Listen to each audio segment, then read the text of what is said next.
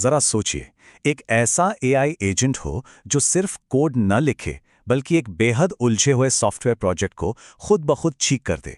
नहीं, ये कोई साइंस फिक्शन नहीं है, बल्कि एक नई तकनीक की हकीकत है जो हमारे काम करने का तरीका हमेशा के लिए बदल सकती है। तो देखिए, अब एआई सिर्फ हमारे सवालों के जवाब ही नहीं दे रहे हैं। अब वो इतने काबिल हो गए हैं कि मुश्किल से मुश्किल प्रोजेक्ट्स की प्लानिंग कर सकते हैं, उन्हें पूरा कर सकते हैं और यहाँ तक कि अपनी ही गलतियों से सीखकर खुद को सुधार भी सकते हैं। ये वाकई एक बहुत बड़ा बदलाव है, खासकर उन कामों के लिए जिनमें बहुत गहरे ज्ञान की जरूरत होती है। लेकिन यहाँ एक पेंच है। इन सारी कमाल की क्षमताओं के बावजूद जब बात आती है किसी प्रोफेशनल काम की जहां गलती की कोई गुंजाइश ना हो, तो ये एआई अक्सर नाकाम हो जाते हैं। तो सबसे बड़ी चुनौती यही है, हम इन ताकतवर टूल्स पर आखिर भरोसा करें तो कैसे करें? और पता है, एआई की ये जो नाकामियां हैं वो कोई अचानक नहीं होती। असल में ये उनके डिजाइन में ही छिपी 5 बुनियादी कमजोरियों की वजह से होती हैं।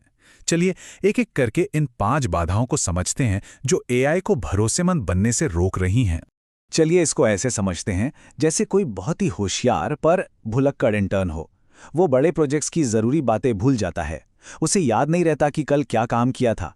एक ही काम को हर बार अलग ढंग से करता है, दिए गए नियमों को बस एक सुझाव मानकर चलता है, और उसे कोई नया तरीका सिखाना तो भाई बहुत ही मुश्किल काम है। यही 5 समस्याएं एआई को प्रोफेशनल दुनिया में गैर भरोसेमंद बना देती हैं।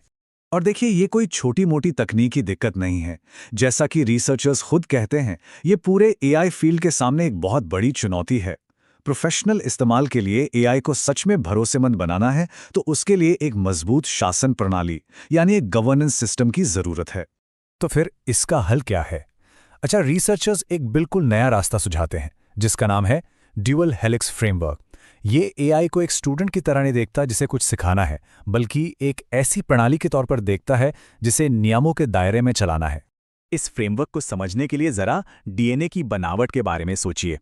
जैसे डीएनए में 2 धागे एक दूसरे से कसकर गुंथे होते हैं, वैसे ही डुअल हेलिक्स में ज्ञान और व्यवहार के 2 धागे हैं। ज्ञान बताता है कि क्या करना है, मतलब तथ्य और पैटर्न्स क्या हैं, और व्यवहार बताता है कि कैसे करना है, मतलब नियम और तरीके क्या होंगे।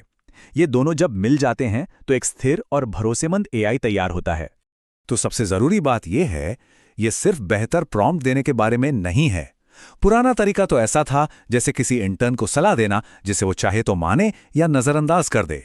लेकिन नया तरीका वो तो बिल्कुल ऐसा है जैसे किसी मशीन के अंदर सेफ्टी प्रोटोकॉल फिट कर देना, जिन्हें मानना ही पड़ेगा, कोई दूसरा रास्ता नहीं है। ये सुझाव से नियम की तरफ एक बहुत बड़ा बदलाव है। तो ये सिस्टम असल में काम कैसे करता है? इसके 2 मेन पिलर्स हैं। पहला है ज्ञान का बाहरीकरण, जो एआई को एक परफेक्ट, कभी न भूलने वाली याददाश्त देता है। और दूसरा है व्यवहारिक प्रवर्तन, जो ये पक्का करता है कि एआई हमेशा बिना किसी चूक के जरूरी नियमों का पालन करे। सिद्धांत सुनने में तो बहुत बढ़िया लगता है ना? पर सवाल यह है कि क्या ये सच में काम करता है? चलिए अब देखते हैं कि जब इस फ्रेमवर्क को एक असली मुश्किल सॉफ्टवेयर प्रोजेक्ट पर आजमाया गया तो क्या हुआ। चलिए मिलते हैं फ्यूचर शॉलाइन से। ये जलवायु परिवर्तन के असर को समझने के लिए एक बहुत जरूरी टूल है, लेकिन एक दिक्कत थी, इसका कोड इतना पुराना और उलझा हुआ था कि उसे अपडेट करना लगभग नामुमकिन हो चुका था। इसकी सबसे बड़ी मुसीबत थी इसका कोड। ये 2265 लाइनों का एक बहुत बड़ा उलझा हुआ कोड बेस था, जिसे सुधारना बहुत मुश्किल था। तो ये शासित एआई को परखने के लिए एक परफेक्ट केस था। सवाल ये था, क्या एआई इस पूरे झमेले को सुलझा सकता है? तो नतीजे क्या रहे? पहला नतीजा तो एकदम चौंकाने वाला था। कोड की जटिलता में सीधे सीधे 51% की कमी। मतलब जो कोड पहले एक उलझे हुए धागे के गोले जैसा था, अब वो कहीं ज्यादा सुलझा हुआ और संभालने में आसान हो गया। और बात यहीं खत्म नहीं हुई। दूसरा बड़ा सुधार आया मेंटेनेबिलिटी इंडेक्स में, जहां 7 अंकों की जबरदस्त छलांग देखने को मिली। ये इंडेक्स बताता है कि डेवलपर्स के लिए कोड को समझना और उस पर काम करना कितना आसान हुआ है, और 7 अंकों का सुधार वाकई बहुत बड़ी बात है। यहां इस टेबल में सुधारों की पूरी कहानी है। देखिए, साइक्लोमेटिक कॉम्प्लेक्सिटी यानी कोड कितना उलझा हुआ है, वो 126 से घटकर 62 पर आ गई, मतलब 51% कम। मेंटेनेबिलिटी इंडेक्स 59 से बढ़कर 66 हो गया। कोड की लाइनें लगभग आधी रह गईं, और सबसे कमाल की बात तो जैसे चेतावनियों में हुई, 51 से घटकर सिर्फ 1, मतलब 98% की कमी।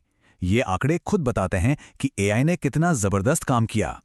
तो सवाल ये उठता है कि एआई आखिर ये करता कैसे है। ये एक तरह के सेल्फ लर्निंग लूप को फॉलो करता है। जब एआई को कोई नई जानकारी मिलती है तो वो उसे एक स्ट्रक्चर्ड नोड में बदलता है, अपनी मेमोरी ग्राफ से जोड़ता है, उसे चेक करता है और फिर उसे हमेशा के लिए सेव कर लेता है। इसी वजह से एआई समय के साथ किसी भी प्रोजेक्ट के बारे में ज़्यादा से ज़्यादा स्मार्ट होता जाता है, और वो भी बिना किसी महंगी रीट्रेनिंग के। अब आते हैं सबसे बड़े सवाल पर। क्या ये पूरा तामझाम, ये जो गवर्नेंस का स्ट्रक्चर है, क्या ये वाकई एआई को सिर्फ एक बहुत लंबा चौड़ा प्रॉम्प्ट देने से बेहतर है? इसका जवाब ढूंढने के लिए एक कंट्रोल्ड एक्सपेरिमेंट किया गया। ये तस्वीर ही पूरी कहानी कह देती है। जरा ध्यान से देखिए। नीले बॉक्स यानी सिर्फ प्रॉम्प्ट वाले एआई और हरे बॉक्स सी यानी डुअल हेलिक्स वाले एआई, दोनों के औसत स्कोर लगभग बराबर हैं। लेकिन हरे बॉक्स की स्थिरता देखिए, वो कितना छोटा और कसा हुआ है। इसका सीधा मतलब है कि प्रॉम्प्ट वाला एआई कभी कभी तो अच्छा था, पर डुअल हेलिक्स वाला एआई हमेशा अच्छा था। और जब काम इतना जरूरी हो तो भरोसा ही तो सबसे बड़ी चीज है ना? ये बार चार्ट उसी सबसे जरूरी बात को और भी आसान बना देता है। डुअल हेलिक्स फ्रेमवर्क एआई के मनमानेपन को बहुत हद तक कम कर देता है, जिससे वो एक भरोसेमंद और प्रिडिक्टेबल इंजीनियरिंग टूल बन जाता है। तो इन सारे नतीजों से हमें क्या समझना चाहिए? ये सिर्फ एक केस स्टडी की कहानी नहीं है, ये हमें एआई के भविष्य के बारे में एक बहुत ही जरूरी दिशा दिखा रहा है। देखिए, इस पूरे विश्लेषण का जो निचोड़ है वो बस इतना सा है। भरोसेमंद एआई बनाने के लिए हमें सिर्फ उसे और ज़्यादा स्मार्ट बनाने पर नहीं, बल्कि उसे बेहतर नियम देने पर ध्यान देना होगा जिनका वो पालन कर सके। असली कामयाबी संरचना में छुपी है, सिर्फ क्षमता में नहीं।